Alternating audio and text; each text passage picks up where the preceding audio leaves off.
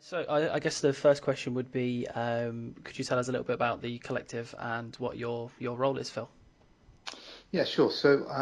I actually came up with the concept for Collective back in I think 2013 now. It's starting to get a bit hazy. It's starting to get a bit lost in history nowadays. But the idea really when Yosuke Matsuda took over as the new president of Square Enix, he had some concepts which he was interested in.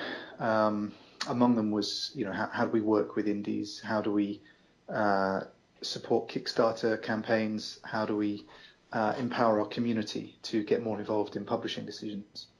Now they didn't all come through as a kind of, let's find one thing to try and sort of fit everything. And I think they ended up on my desk because I was head of community, and it had the community word in. So I sort of took that on and then started to kind of throw some ideas around it. In the end, it sort of became apparent that there were potentially ways to sort of combine these things into one thing. So I spent a few months throwing some ideas around, talking to some friends of mine that were in the development scene, um, and really just sort of trying to sense check what we could create. Now, internally, we had some sort of key objectives, I guess, for what we wanted to do. We wanted to find ways to build relationships. That's because it's actually more of a challenge these days to really sort of know exhaustively what's happening across the world in terms of development, because there are so many more studios out there. It's a great challenge. It's a positive thing. Um, but if you go back, sort of 6, 7 years back to the days of, I guess, the double A industry, Sure. there were far fewer teams. So you had a much better sense of who was doing what and who was available, and who were the emerging talents, I guess. So today it's much harder. So for us, one of the things was, how can we do something that actually gives us a good platform to go out and meet people and get to know people and work with more teams, at perhaps a lower level than we've done in the past. We also, wanted to find ways to support new talent coming into the industry. It's probably not the first thing that people would associate with publishers, but we all have a really strong invested interest in the future health of video games. And one of the great things about technology and platforms now is that basically anyone anywhere can make a video game Sure. and bring it to market.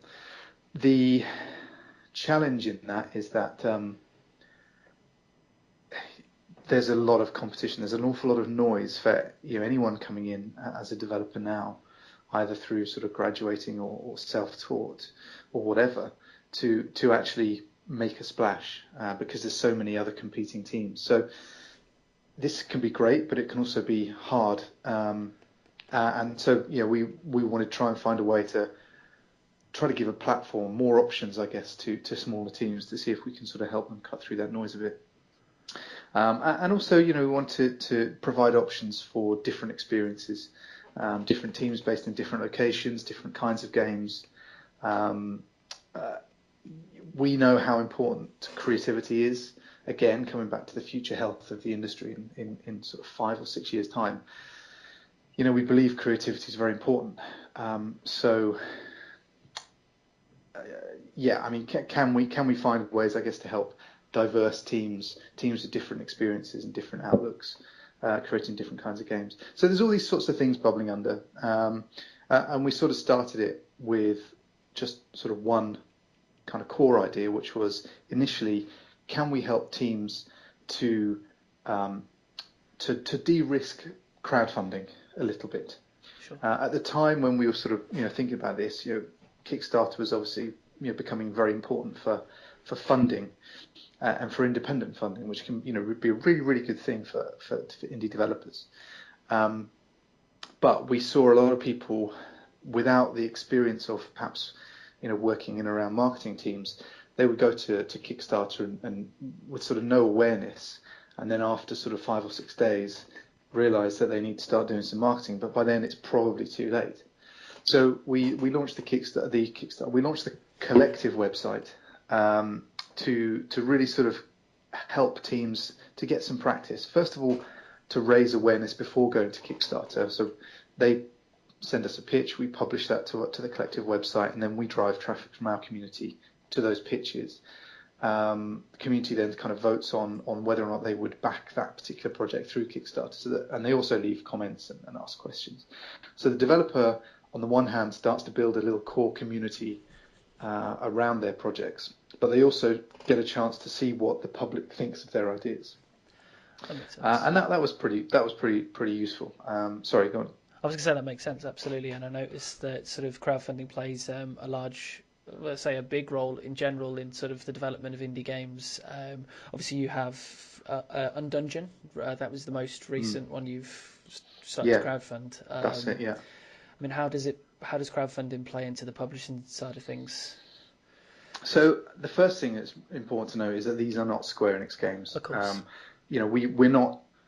At no point do we think that a publisher, using crowdfunding as a way to generate income for itself, that's not acceptable. So, we sort of went in very much eyes open, aware of what the potential criticisms and concerns on the part of the community and also the dev community as well as gamers would be. So we've always sort of tried to be at pains to make it clear that we don't touch these campaigns directly. We don't take the money from them. Yeah. We effectively act as a service provider. So our service is in, first of all, obviously providing that initial collective feedback pitch, kind of campaign. That's good practice. And then for a more limited number of teams, we can then support a campaign. And we do that really by two things. First of all, it's really sort of sense checking.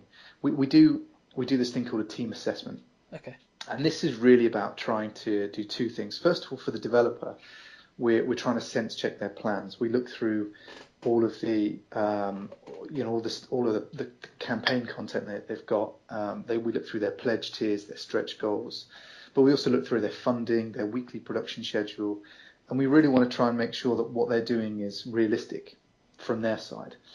The flip side of that is trying to de-risk it a bit more for the community, because if we have looked through all this stuff, there's a hopefully a better chance that this is going to be a campaign that ends up with a decent game at the end of it. Yeah. Now we of course can't guarantee, because we don't touch the source code of the game, we don't touch the funds coming from Kickstarter directly. So we can't say, right, if we're supporting this game, your money is 100% safe and it's going to be the best game you've ever played. Yeah, of course. But we're sort of using our judgment, working, obviously understanding, the dev scene and sort of what it takes to make games. We're just trying to kind of sense check that and hopefully make people a little bit easier, sort of help that trust relationship, which is absolutely vital for crowdfunding. So that's the first thing we do, is that team assessment. And then the second thing is obviously just building awareness. We have the fortune to have a big email database. We can have press contacts. We have a community of our own, and we can sort of use all of that to drive awareness. And of course, you're not going to get backing on a project if people don't know it exists. Yeah. So again, we can't say to developers, don't worry, we'll guarantee you'll hit your target of X thousand euros or dollars or whatever. But we can de-risk it. We can try to make it that a little bit easier by giving them a bit of a head start in terms of that awareness. Well, I mean, that makes sense. Obviously, so by the sounds of it, the developers themselves, they have full creative control, and obviously your sort of input is trying to raise awareness and trying to build a community around the actual game itself. Yeah, and we do that. I mean, so it's really important to point out that people are not locked into working with us either. So if you submit a pitch to the collective website, then we will only support campaigns, Kickstarter campaigns that have been through that process, because we want to be guided by our community as to what they would like to see and potentially back and what they wouldn't. So that's the only kind of requirement, is if we support a Kickstarter campaign, it's got to have come through collective. However, people that submit to the collective website, that's a completely free process. There's no charge for that collective campaign at all. And at the end of it, if they do want to go to Kickstarter but they don't want to work with us anymore, that's absolutely 100% fine. Sure. If at the end of a Kickstarter, now for a Kickstarter, because we get more involved, we spend a lot more time, internally, we have costs that we have to meet and so on. We do ask for 5% of the net crowd funds raised. So that's so if a team raises $100,000, then they'll usually end up receiving about sort of 94, 93 Okay. after the Kickstarter cut and car payments fees are deducted. So we will then ask them for 5% of that sort of $93,000. But obviously only if the campaign is successful. So if they don't hit their targets, then we don't ask for anything. But again, at the end of that process, they're not locked into working with us on anything else. So I think it's probably fair to say that pretty much, or certainly the vast majority of teams we've supported through Kickstarter, we've always asked whether or not they'd be interested in working with us on helping them distribute their game, and helping them with publishing. But probably half of them have other plans. They want to self-publish, or they might be talking to another publisher, and all of that is completely fine. So it's really important that for us, this has to be about the developers choosing whatever is best for them. That makes sense. I mean, it's good to have options, regardless. I mean, one thing I did want to ask was sort of what makes, let's say, the Collective different from, let's say, any average sort of traditional publisher then. So what makes you different? Well, when you say traditional publisher, do you mean like an EA or an Activision or a Ubisoft, Yeah, or do so you mean like a kind of an indie publisher like Team 17 or Curve or Devolver? let's think. Obviously, I know a lot. There's quite a lot of games from Devolver that I know. So let's say like an indie publisher. Yeah. In truth, I can't really say Okay, because I'm not privy to the way that they set up their deals. of course. I think for us, it's also, we're not in this to try to be competitive with other indie Sure. publishers. So we don't we sort of try and find out what they're doing and then, right, we'll be 5% cheaper or something like that. I mean, there is some crossover. I'm aware that sometimes teams talk to us and they may also talk to Devolver or Team 17 or Raw Fury or 11-bit or whoever. But I don't really have any visibility on what sort of terms other teams are offering. So for us, we really, our kind of chief interest here is when it comes to the publishing side. Our ambition is to try to help build sustainable businesses. We think that's good for the industry. It brings stability, and I think that is pretty important. At a time when, I mean, the games industry is always seems to be going through change. Yeah. It never sort of stands still, which is Yeah. great. But there's a cost to that, and that sort of turbulence. We can lose very good people through no fault of their own as a result of that. So, stability I think is important. So really, we just try to make sure that what we're doing is putting the best effort in we can. Of course, we want to make sure that we're breaking even on projects. Yeah. But the way the deals are structured is that certainly, once we recoup our investments, then the developer is by far the majority beneficiary. Developers always keep their own IP, so all the work we're putting in is ultimately trying to help them build up something that's going to be valuable for them, hopefully in the long term. What we can invest isn't just about putting $100,000 into marketing or maybe a couple of hundred into production investment. We can bring experience, but we can also bring partnerships. We have a great partnership with a marketing agency based in the US called Petrullio Advertising. They're the advertising agency of record for games like Battlefield or Call of Duty or Destiny. And while on the surface it might seem odd to partner with a company like that when the games that Collective's publishing are much smaller experiences, Sure. They actually have a very similar philosophy. They again understand the importance of new talent and helping people to get not just their foot on the first rung of the ladder, but actually, how many teams do we see not making it past the first game? So can we help them not just get to the first rung, but also perhaps the second or third? Second or third, yeah. Yeah, and from that perspective, they're really keen to actually bring all that expertise and experience to these smaller teams and sort of help them to sort of go further than they would on their own. But also, of course, platform relationships with Microsoft, Sony, Steam, and just generally, I think certainly the feedback we get is that for teams that kind of work with us, one of the things they're excited by is they'll always have partnered with Square Enix.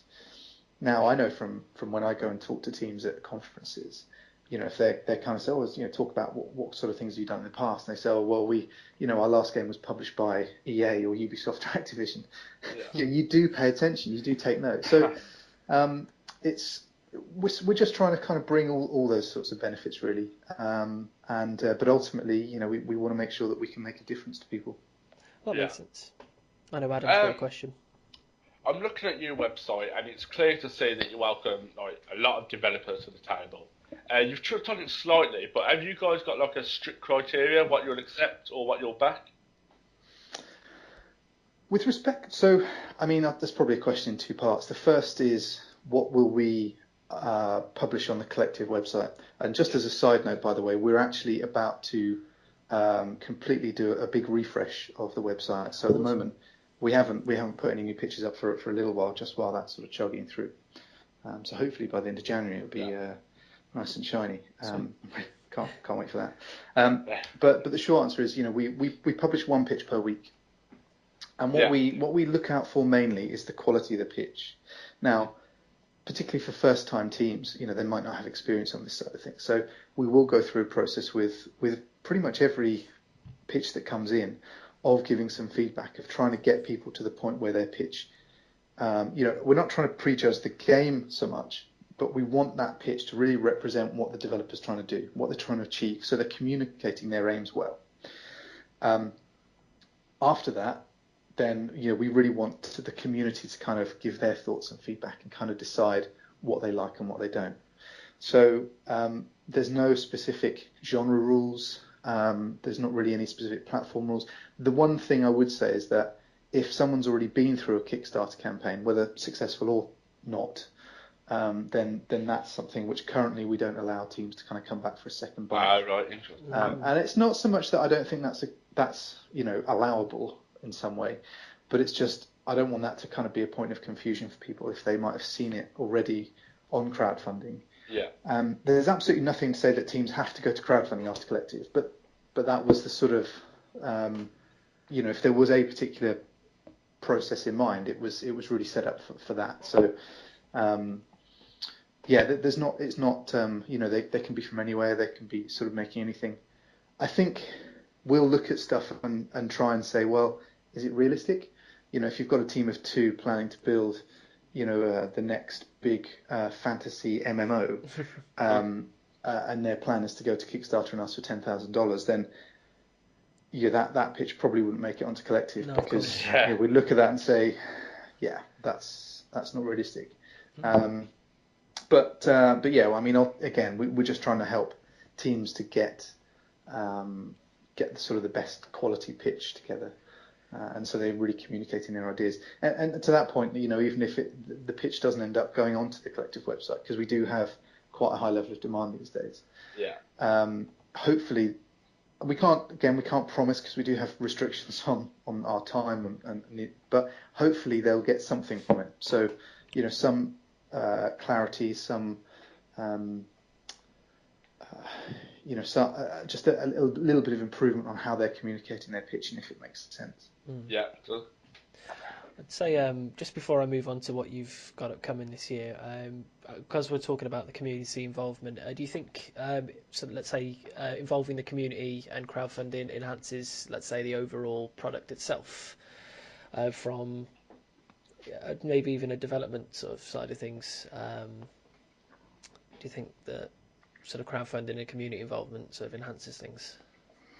I think, again, there's probably a couple of parts to that. I think, first of all, the most useful thing about crowdfunding is that it is funding which doesn't compromise the developers on a business level. Yes. So if you go to crowdfunding and raise $100,000, then you get to keep that money and make your game. Now, how you go about that, and hopefully teams will go about it responsibly, of course, is obviously up to them. But at the end of it, once they make that game and it goes on sale, they're not giving a proportion of that to a publisher or investor or whatever, either potentially the game or their company, or they're not selling their IP rights or something like that. Mm-hmm. So it's it's the most pure, I guess, source of funding in that respect. You know, it's not sort of, there's no sacrifice involved. Of course, there is sacrifice involved because creating and running a campaign on Kickstarter is exhausting emotionally and mentally and everything else. Yeah. And of course, you know, hopefully responsible developers will understand that there is still a contract with those people, even if it's not strictly speaking a business, requirement. You have to deliver, you have to keep people in the loop. Now, I would think that most people going through that process would value that input anyway. Most games you see will involve pledge tiers, which factor in alpha and beta access, and that's not just to say, oh, be a more privileged member of our community and give us an extra $50 for in the process. There is a real value in having people test and give that feedback. So I think nowadays that sort of level of feedback on a game is more of an expectation than a sort of a nice discovery. But the other thing I think from a development perspective is, if you're not checking your design, your processes, your game style, your controls, your narrative, whatever it is that's important to the game, if you're not kind of pre-checking that with the sort of people you want to buy the game, then I think you're probably missing a great opportunity to ultimately make the game better. So we definitely encourage people to sort of get hold of a demo or something like that, feedback, and I mean, but that just continues after launch, right? I mean, we want the developers to be really active on the Steam forums to see what people are saying, whether it's coming out of a demo or an alpha or beta, or whether it's post launch. I think that community voice within games is really important. Good. There's always a creative decision on how far you listen to feedback. Yeah. I think if you have a scale where at one end you have complete democratic crowdsourced development or design, and on the other hand you have this kind of godlike genius designer where everything comes from one person, I think we've probably seen examples of both of the extreme ends not really work out very well. And so the sweet spot is going to be somewhere between the two, and it's probably in a different place for different types of games or different types of teams. But certainly, mixing in that sense of what it is that people are going to enjoy, how they're going to respond, and getting that feedback in with a sense of a design at play. It's I think really important. Perfect. It's good. Obviously, if I move on towards sort of what you're planning for this year, obviously we've got a bunch of objectives that we want to achieve by the end of the year. So have you set any for yourselves at the collective? Yeah, absolutely. I think the start of a new year is always a great time to do that, isn't it? Yeah. I mean, I would say we have some internal targets with respect to numbers and things like that, which I'm not going to share. No, of course, of course. But I think there's definitely some stuff that's important to us. So when we first launched the collective website, we sort of started out, and we knew before we launched that we had to learn and we had to make changes, and we wanted feedback in order to improve. And we've done that pretty much constantly since. When we started supporting crowdfunding campaigns, it was exactly the same. We had to learn a huge amount very, very quickly there because there was actual real money at stake for developers. And then of course it ramps up the pressure once you start publishing, because that is developers and then relying on you for their livelihoods. So last year we published 2 games. We made big improvements, I think, from the first to the second in terms of how we worked. We've made more improvements again since the second game. This year we're expecting to publish up to 7 games in 2017. Wow. And in general, our ambition is in any given year to publish, up to 10. We don't have a strict target that it's 10 or nothing. But I think if we want to get out there, as I say, we want to help lots of different teams. And sort of see how far we can get with that. So we know we're going to have to work super hard this year. We know it's going to be pretty intense, but we've really worked in the past few months. We've worked so much on schedules and processes and all that really dull stuff. but hopefully, that stands us in good stead because, we know how long things take. Things like key art design. When does that need to be in place before we can start creating trailers, or finalizing logos, or populating, store pages, or doing age ratings?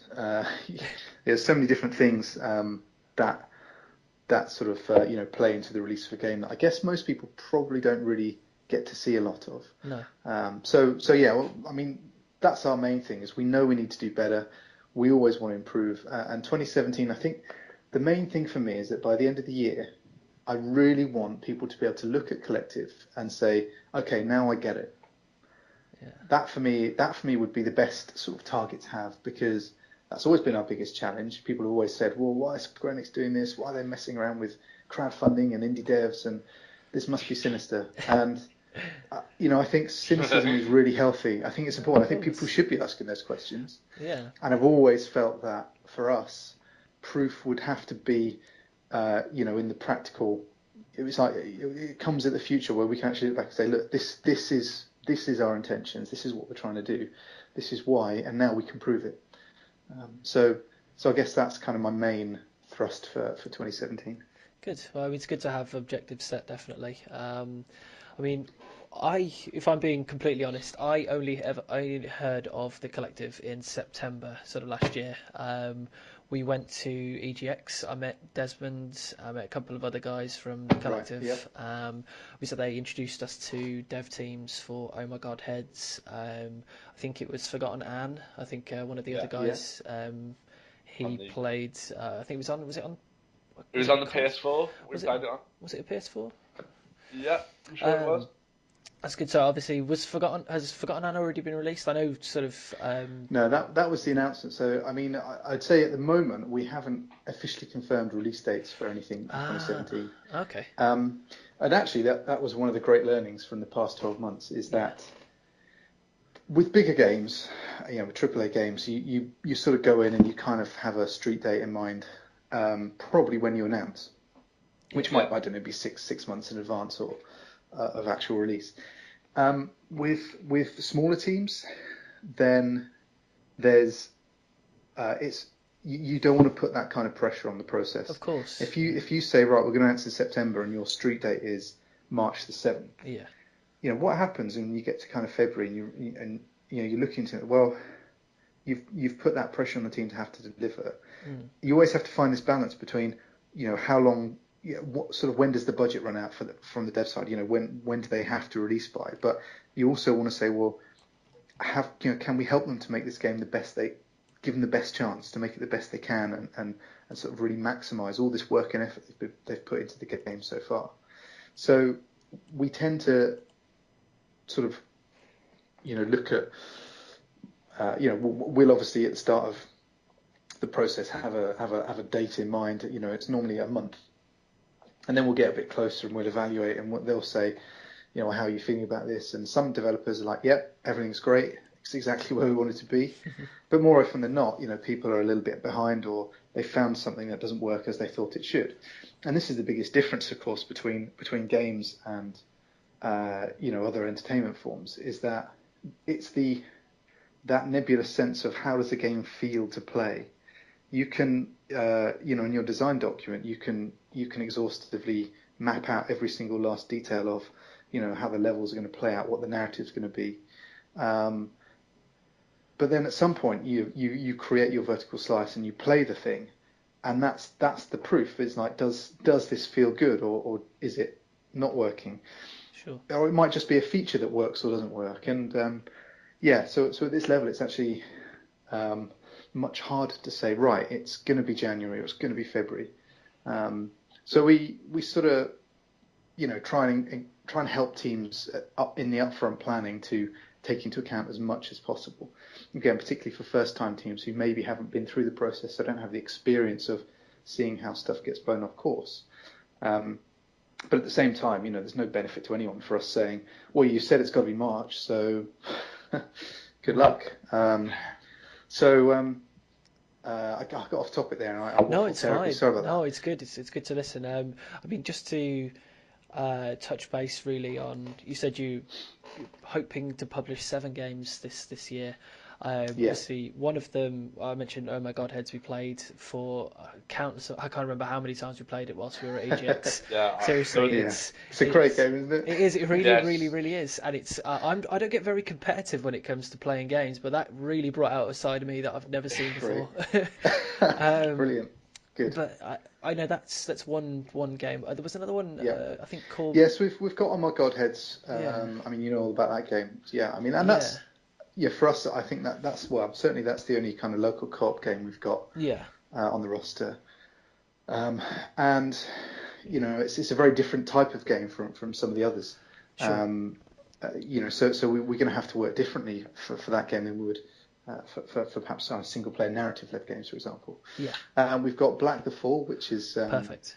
Yeah. from a team in Romania. They were actually, that was a game that came through the collective feedback website. They were one of the sort of the early ones actually. I remember going to an event in Croatia, and it was called Reboot Develop. It was the first year that they had it on. It was in Zagreb, and I was up there doing a talk, and I think we'd probably only been fully live for about 5 or 6 weeks at that point. Yeah. And one of the images from the to sort of show people the pitches that were live on the site at the time was Black the Fall. And after I finished my my talk, this guy came bounding up to me,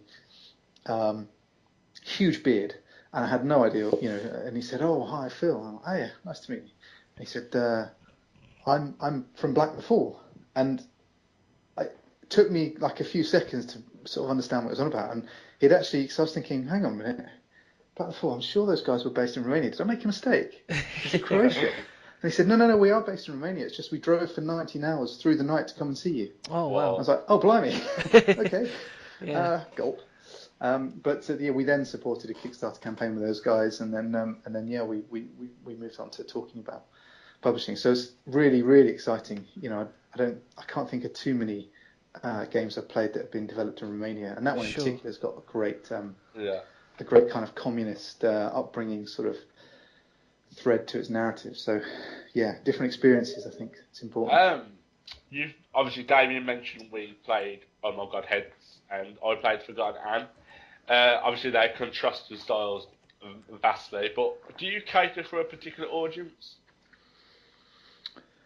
No, I don't think so. I think we don't want to restrict by genre or by platform too much. I think ultimately, we've got to be reasonable and say, it's people that are going to be open to playing smaller experiences.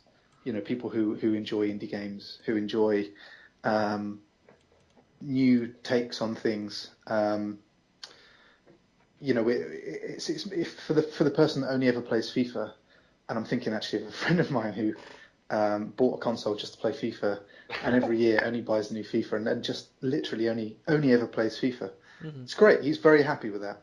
Yeah. But he's probably not going to be interested in collective games. Yeah. I guess we're aiming at core gamers that have broad interest in, more than just one particular genre. But probably at some point in the next couple of years, the chances are if people are interested in one genre, we'll probably publish something that they like. Because, we do want to keep things interesting. We do want to be a little more experimental in our approach. We want to try and help different teams in different places, and it would be super easy to be honest, I would get a lot more sleep at night if I think all we were pushing was probably narrative led RPGs. Sure. I think we've got a great community for that. Yeah. And it would be super easy, but that would be massively missing the point. Makes sense. I mean, I know Adam's got a couple of questions before we wrap up, but I think Sure. the not locking yourself into one particular genre is a good thing, and not locking yourself into one particular audience is definitely a good thing. But fire away, Adam. I know you had a question. You've mentioned about not locking into platforms. I have to ask, as it's a hot topic at the moment. Mm-hmm. Does any plan to support the Nintendo Switch? We haven't got anything planned at the moment, no. most of the games that we're looking at were probably primarily PC. Good. Yeah. That's not us making those decisions, but I think that's just because obviously Steam is a very strong platform with a huge indie-friendly user base, and also PC tech is very stable over time as well. So plus of course, I mean that's where the sort of things like Unity and Unreal have sort of been based, quite closely. But in the future, who knows? I mean, certainly with the ability for people to use Unity on Switch, I think that's a very smart move. I think that's going to be great for people, for developers. I think it's going to give them more options, which, as we were saying earlier, is always good. Yeah. I certainly wouldn't rule out in the future. I think it's very exciting, though. Nintendo's such an important part of the industry. It is. And, it's sort of, I think core gamers kind of have this sort of funny, almost love-hate relationship with Nintendo at times. But when you look at the franchises, the characters, and how important that's been over the years, this world would be such a poor place without Nintendo. And I think a strong Nintendo is good for everybody. So, I mean, personally, I'm excited to see where it's going to come. Sort of how it's going to get it on. I saw reports today about I think GameStop selling out of their initial allocations of pre-order and so on. So we'll see. For us, it's a little bit like when I think about how important creativity is to the industry.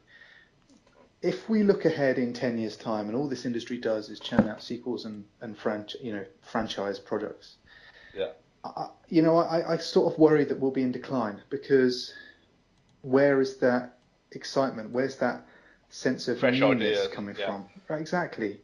Now, this is why I think the indie scene is so important for the future of the industry, because that's where so much experimentation is happening. It would, dear Esther, if Gone Home, Papers, Please. Yeah.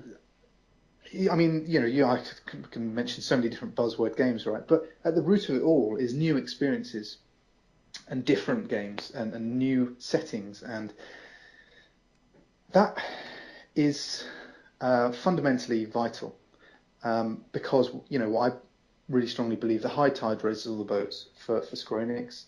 A high tide for us is great. It's great for all the other big publishers as well. A strong industry, and it's the same with the Switch.